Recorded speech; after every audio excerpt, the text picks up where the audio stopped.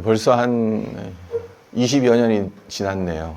제가 틴데일에서 목회학 과정에서 공부를 할 때 여러 과목들을 이수했습니다. 그 중에 아직까지도 참 기억에 남고, 어찌 보면 제 개인의 신앙관이기도 하고요. 또 목회관이라도 할 수 있는 그것을, 그러니까 그 파운데이션을 잡아주는 과목이 있었습니다. 그게 The Spirituality of Wilderness라고, 그러니까 광야의 영성이라는 과목이었어요. 그 과목 중에 이제 여러 인물들을 접하게 됐습니다. 그 중에 한 분이 제가 오늘 지금 소개해드리고자 하는 세인트 앤소니라는 분이에요. 한 300년경에 활동하신 분입니다. 이집트 출신입니다. 이분이 아버지로부터 막대한 유산을 상속받았습니다. 복음서 가운데 내 재물을 다 가난한 이웃에게 나눠주고 나를 따르라, 그 말씀에 꽂혔어요. 그래서 그 막대한 상속 재산을 다 처분해서 가난한 사람들에게 나눠주고 사막의 동굴로 들어갑니다. 그래서 이분이 사막의 성인이라고 추앙을 받습니다. 그리고 수도원 운동의 창시자라고도. 그러니까 지금 수도원들이 상당히 많지 않습니까? 그리고 우리 개신교에서는 기도원도 많고, 그 첫 번째 수도원을 만드신 분이 이 세인트 앤소니라는 분이에요. 하나님 앞에서 경건하게 살기를 상당히 갈망했던 분입니다. 이 갈망을 실천에 옮기고자 앞서 말씀드린 것처럼 그의 재산 모두를 처분해서 가난한 자들에게 나눠줍니다. 그리고 사막 동굴에 들어가서 고된 은둔 생활을 시작해요. 근데 어느 날 하늘에서 음성이 들려옵니다. 앤소니야, 네가 경건하게 살고자 애를 많이 쓴다마는 알렉산드리아에서 낡은 신발을 수선하며 어렵게 살아가는 노인에게 가서 배우렴. 이런 음성이 하늘로부터 내려왔어요. 앤소니는 신발 수송공이 도대체 얼마나 경건한 사람이길래 하늘에서 그런 음성이 들려왔을까 궁금했습니다. 그래서 하늘에 음성이 들려왔던 대로 알렉산드리아로 갑니다. 그리고 수소문해서 이 구두 수송공을 만나요. 앤소니가 구두 수송공에게 묻습니다. 이미 이때는 앤소니가 유명해져 있는 상태였어요. 사막의 성인이라고. 그러니까 구두 수송공이 놀란 거예요. 이 성인이 어떻게 이 누추한 곳까지 왔나.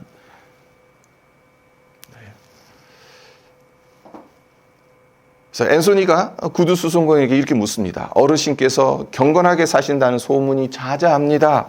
그 비결이 궁금해서 찾아왔는데 알려주시면 안 되겠습니까? 그랬습니다. 이 노인이 이렇게 대답합니다. 제가 경건하게 살긴요, 그저 입에 풀칠하기도 힘든 살림이라 하루 종일 낡은 구두를 고칩니다. 일이 끝나 저녁이 되면 가정 예배를 드리고 자식들에겐 하나님 경외하기를 힘쓰라고 가르칩니다.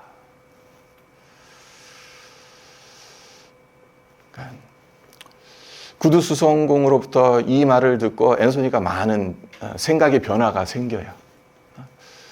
사막 동굴에서 은신하면서 모든 것을 다 내팽겨치고 기도하고 그러는 것이 경건한 삶이라고 생각을 했었는데, 삶 속에서 비록 정말 낡은 신발을 수선하지만 그 가운데서도 하나님을 경외하고, 이것이 진정한 경건이라는 것을 그때 가서야 깨닫게 됩니다.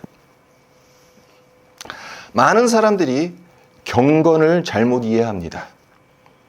이 세상에선 경건한 삶이 가능하지 않기 때문에 산으로 기도원으로 들어가야 한다고 생각합니다. 하지만 경건은 세상을 등진 채 이루는 그 무엇이 아닙니다. 삶 속에서 하나님을 경외하는 것이 경건입니다. 실제로 경건을 헬라어 원어로 보면 하나님을 경외하는 것이 왜 경건인지 그 이유를 납득할 수가 있습니다. 그러니까 경건을 헬라어로 유세베이아라고 해요. 네, 유세베이아, 네, 유와 세베이아 이 두 단어가 합쳐진 합성어입니다. 유는 좋다라는 뜻입니다. 세베이아는 두려움이라는 뜻입니다.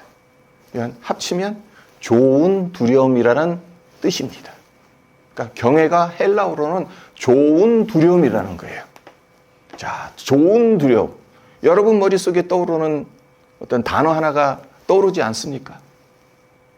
경외지요. 하나님을 경외하는 것. 2주 전 설교 시간에 말씀드렸듯이 경외란 우리가 대면하는 하나님이 너무나 크시고 위대하시고 영광스러우셔서 감히 그 앞에 서기 힘들지만 하나님을 사랑하기 때문에 두렵고 떨리는 마음으로 하나님 앞에 서는 겁니다. 하나님을 향한 좋은 두려움을 가지고 있기 때문에 하나님의 말씀을 귀하게 여기는 겁니다. 하나님을 경외하기 때문에 하나님의 말씀대로 살려고 애를 쓰는 겁니다. 하나님을 두려워하기 때문에 의롭게 선하게 살고자 노력하는 겁니다. 그렇습니다. 성도란 좋은 두려움으로 하나님 앞에 서서 경건하게 살아가야 하는 존재들입니다. 그리고 이를 위해선 경건의 연습이 필요합니다. 그냥 감나무에서 감이 떨어지듯 저절로 경건이 생기는 게 아닙니다. 연습을 해야 한다는 겁니다. 이 점을 잘 알고 있었던 사도 바울이 디모데전서 4장 7절에서 디모데에게 이런 권면을 하죠. 경건에 이르도록 내 자신을 연단하라.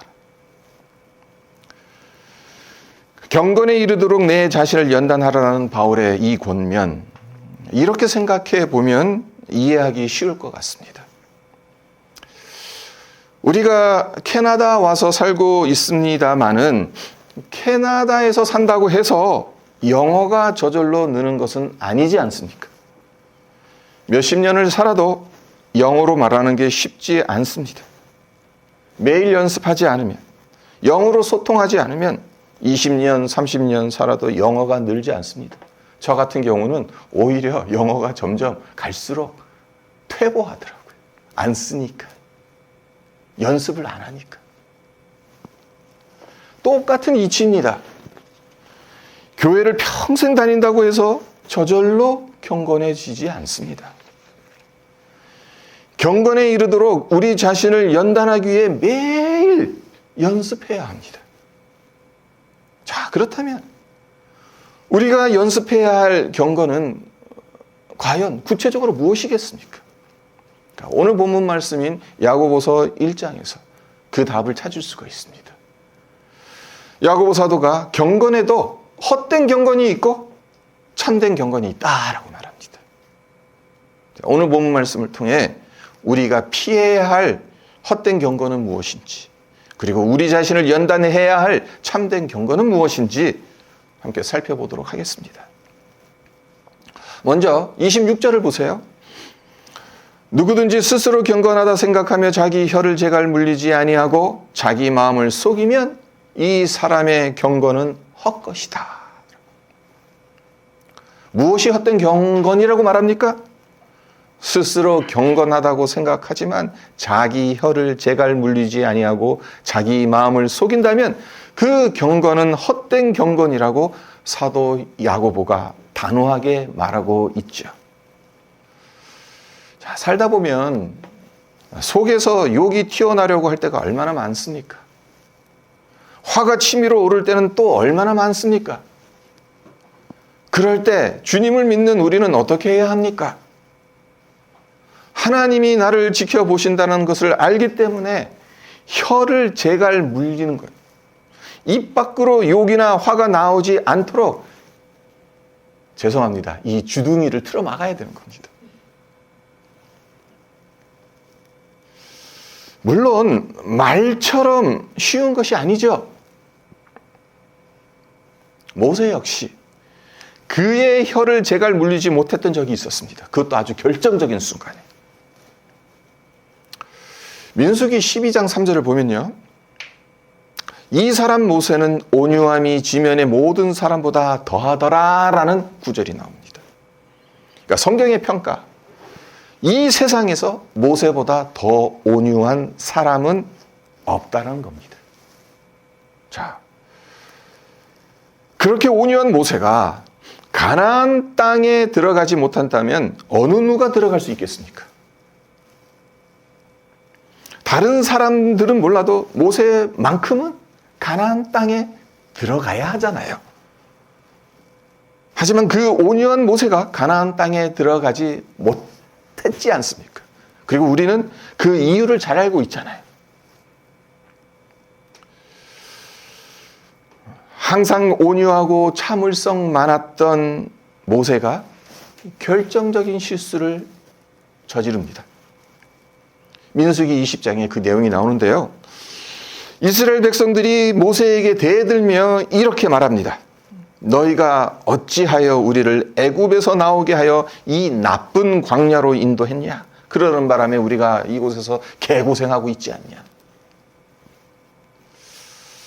이스라엘 백성들 불평하는 것이 이번이 처음은 아닙니다. 이전에도 뭐가 조금 부족하면 불평을 쏟아놓았습니다. 그럴 때마다 모세는 그들을 위해 하나님께 중보했습니다. 불쌍한 사람들입니다. 하나님 긍휼을 베풀어 주십시오. 저들이 몰라서 그렇습니다. 그럴 때마다 하나님께서 모세를 보시고 이스라엘 백성들을 용서해 주셨을 때가 얼마나 많은지 모릅니다. 하지만 그날따라 그동안 쌓여왔던 스트레스가 폭발해서 그런 건지 정확한 이유는 알 수 없습니다만은 모세가 이성을 잃어버립니다. 하나님께서 모세에게 명령하셨습니다. 그러니까 이스라엘 백성들이 지금 불평하니까, 마실 물이 없다고 불평하니까 그것에 대한 해결책으로 하나님께서 모세에게 그 해결책을 제시하세요. 어떤 해결책을 제시하십니까? 반석에게 명령하여 물을 내라는 겁니다. 반석을 치라는 말씀은 없습니다. 모세가 어떻게 하죠? 하나님 말씀대로 하지 않았어요. 물을 내라고 반석에게 명하지 않았어요. 그의 지팡이로 반석을 한 번도 아닌 2번이나 내리쳤어요. 그러니까 2번 내려쳤다. 그 말은 그냥 이성을 잃어버렸다는 거예요. 자, 이 일로 하나님께서 크게 노하십니다. 그래서 모세가 가나안 땅에 들어가기를 허락하시지 않아요. 네, 여기서 우리가 쉽게 간과하는 것이 하나 있습니다. 그것이 무엇인가 하면요. 모세가 하나님의 명령대로 반석에게 물을 내라고 명령하지 않고 반석을 지팡이로 2번 친 것이 가나안 땅에 들어가지 못하는 결정적인 원인이 되긴 했습니다마는 이미 그 이전에 그는 그의 혀를 제갈 물리지 않는 실수를 범했다는 겁니다. 민수기 20장 10절과 11절을 제가 읽어드리겠습니다. 반역한 너희여 들으라. 우리가 너희를 위하여 이 반석에서 물을 내랴 하고 모세가 그의 손을 들어 그의 지팡이로 반석을 2번 치니. 이스라엘 백성들을 가리켜 뭐라고 말합니까? 반역한 너희여 라고 쏘아붙입니다. 근데 이 반역한 너희여 이 무슨 뜻이냐면요. 이 망할 것들아. 저주의 말을 써. 욕하는 거예요. 그러니까 지금 모세는 이스라엘 백성들을 향해 이 망할 것들아. 죽어도 쌀 인간들아. 그렇게 저주를 퍼붓고 있는 겁니다. 그러니까 한마디로 모세의 혀가 제갈 풀린 겁니다. 속에서 끓어오르는 화가 아무 여과 없이 쏟아져 나온 겁니다. 온유하기로 둘째 가면 서러운 모세가 분노를 제어하지 못한 겁니다. 혀를 통제하지 못한 겁니다. 그리고 하나님의 명령이 아닌 자기 마음대로 반석을 2번 치는 치명적인 실수로 이어지고 그 결과 이스라엘 백성들을 출애굽시키고 40년의 광야 여정을 이끌었던 모세 본인은 정작 가나안 땅에 들어가지 못하고 느보산에서 그 땅을 바라만 봐야만 했습니다. 자, 어찌 보면 하나님께서 너무 하신 것 아니냐 이런 생각이 들지 않습니까? 아무리 그런 잘못을 저질렀다 하더라도 200만 명이 넘는 이스라엘 백성들을 40년 동안 이끈 지도자이지 않습니까?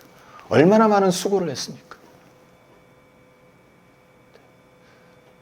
우리 보기에는 그렇게 큰 잘못 같지도 않아 보여요. 근데 하나님은 그걸 빌미로 삼으셔서 넌 못 들어가. 그러니까 그 말인즉슨 그 이전에는 모세가 하나님 앞에서 실수 한 번 안 했다는 거예요. 어떻게 보면.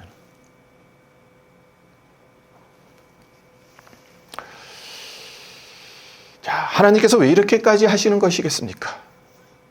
우리에게 무엇을 말씀하시고 싶으신 것이겠습니까? 하나님은 자기 혀를 제갈 물리지 않는 헛된 경건은 이 정도로 싫어하신다는 겁니다. 우리는 이 점을 절실히 깨달아야 합니다. 피조물인 우리에게는 하나님 왜 이렇게 말씀하십니까? 왜 이렇게 행하십니까? 왜 이렇게 결정하십니까?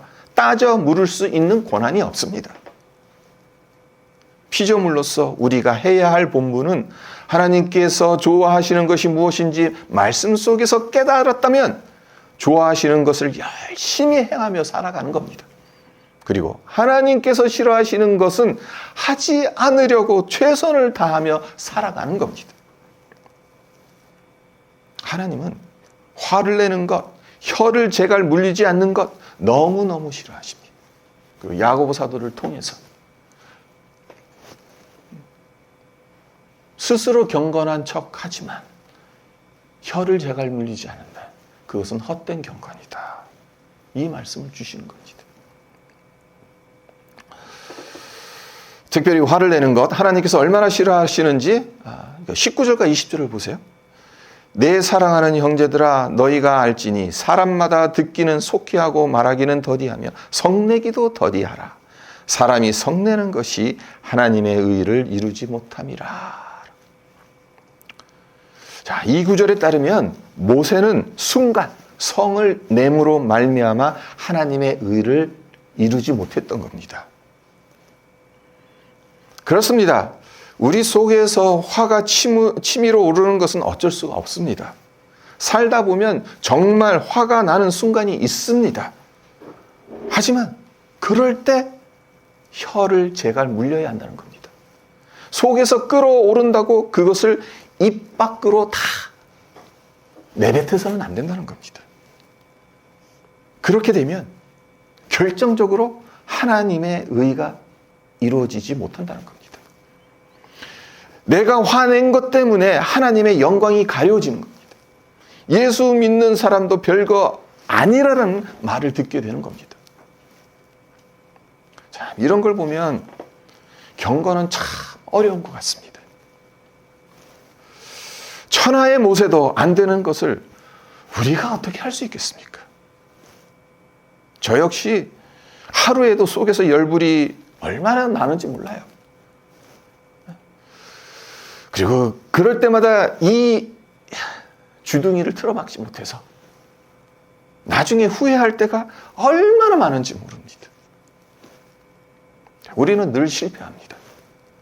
하나님이 원하시는 경건함을 드러내지 못합니다. 하지만 그럼에도 불구하고 우리가 포기하지 말아야 하는 것이 있습니다. 연습입니다. 경건의 연습.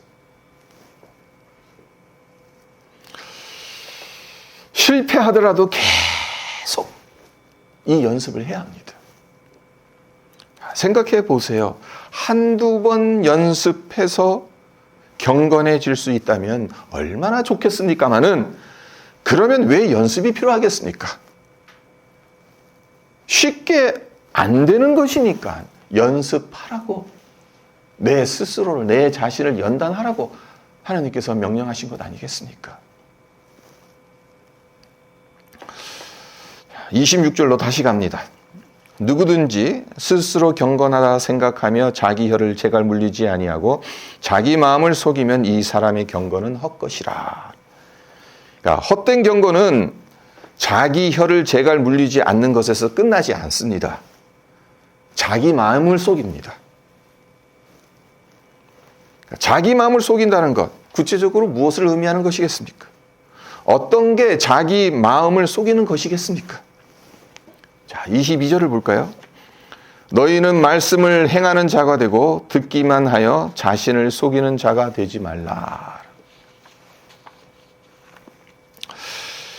그리고 23절과 24절도 보면 누구든지 말씀을 듣고 행하지 아니하면 그는 거울로 자기의 생긴 얼굴을 보는 사람과 같아서 제 자신을 보고 가서 그 모습이 어떠했는지를 곧 잊어버리거니와.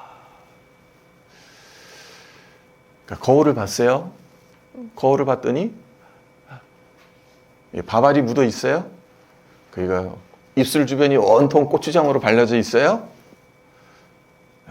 거울을 봐서 그것을 봤단 말이에요. 그래서 이제 닦아야겠다. 네, 잊어버리고 나간 거예요. 그와 같다는 겁니다.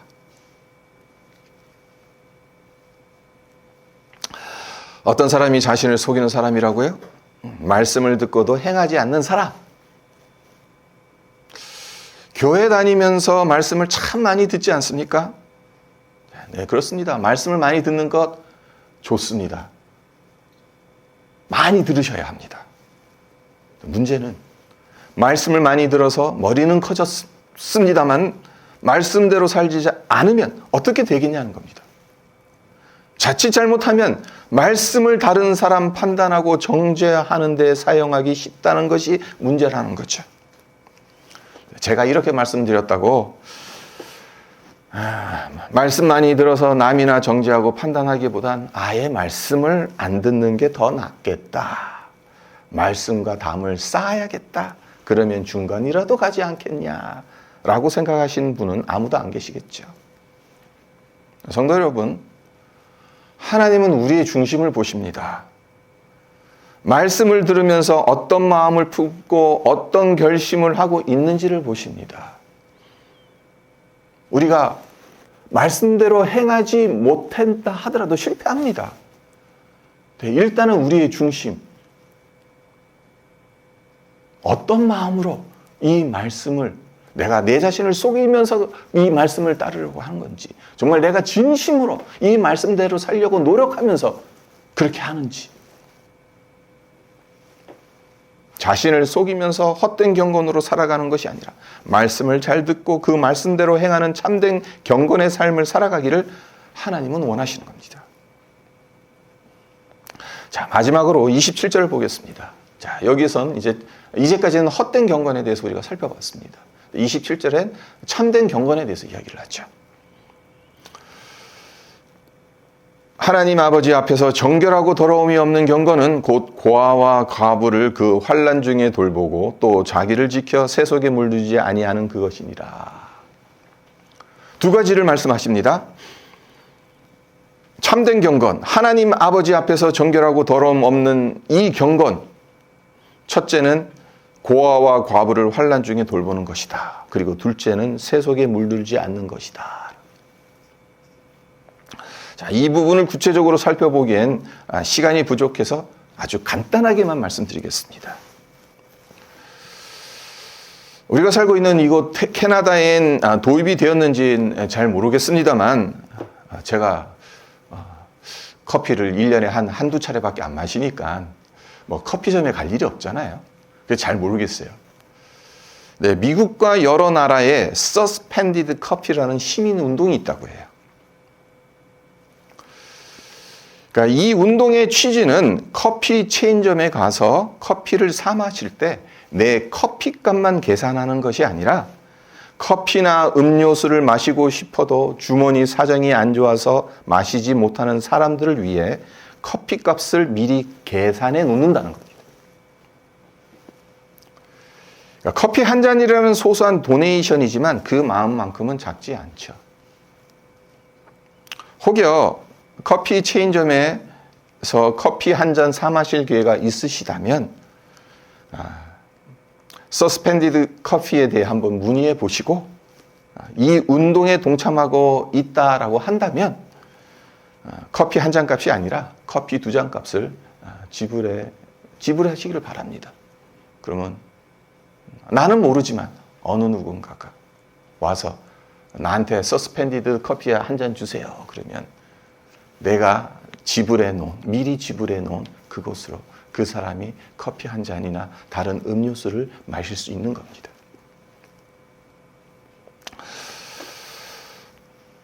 우리가 몰라서 그렇지 관심을 갖고 찾아보면 작은 힘으로 고아와 과부를 도울 방법이 많다는 것을 말씀드리는 겁니다.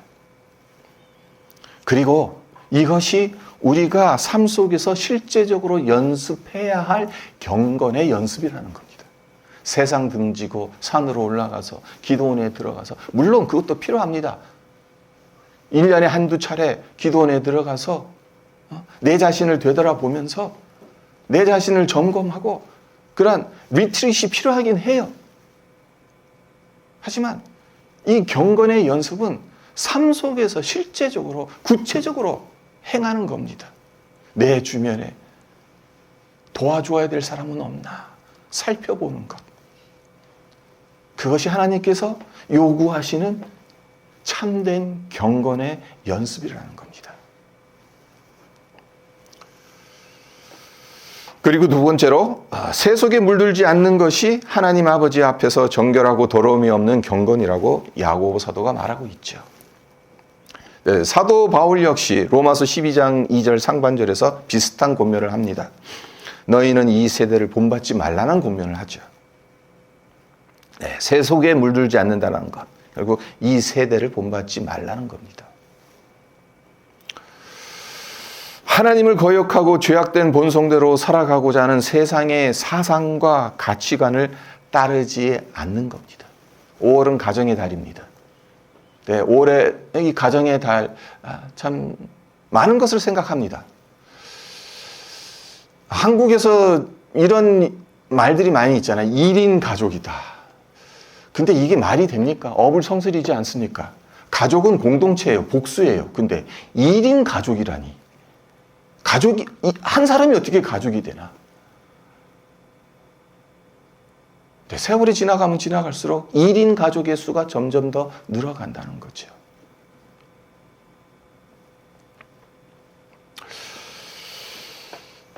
왜 그런 것이겠습니까? 여러 면으로 이유를 우리가 분석할 수 있겠습니다만 궁극적으로는 이게 이 세대의 조류예요. 성경 말씀은 그렇게 말씀하시지 않아요. 1인 가족이라는 단어가 성경에는 없어요. 인간이 만들어낸 거지. 근데 우리는 어떻게 생각합니까? 이 시대의 크리스찬들이 어떻게 생각하고 있습니까? 그게 이제 당연하다고 생각을 합니다.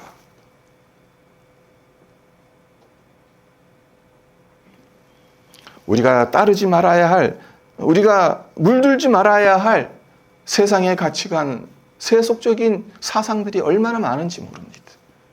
우리가 깨어있지 않으면 그냥 순식간에 이 세속적인 가치관이 우리 생각을 지배해버립니다. 경건이 무엇이라고요? 세속에 물들지 않는 겁니다. 세속에 물들지 않도록 말씀으로 내 자신을, 성령으로 내 자신을 지켜가야 하는 겁니다. 말씀을 맺겠습니다. 우리가 삶 속에서 실천하는 경건은요, 혀를 제갈 물리지 아니하고 자기 마음을 속이는 헛된 경건이 아닙니다. 고아와 과부를 돌보는 겁니다. 세속에 물들지 아니하는 경건입니다. 이 경건을 날마다 삶 속에서 연습하며 하나님의 백성답게 하나님의 나라와 의를 이뤄가는 우리 모두가 되시기를 주님의 이름으로 축원드립니다.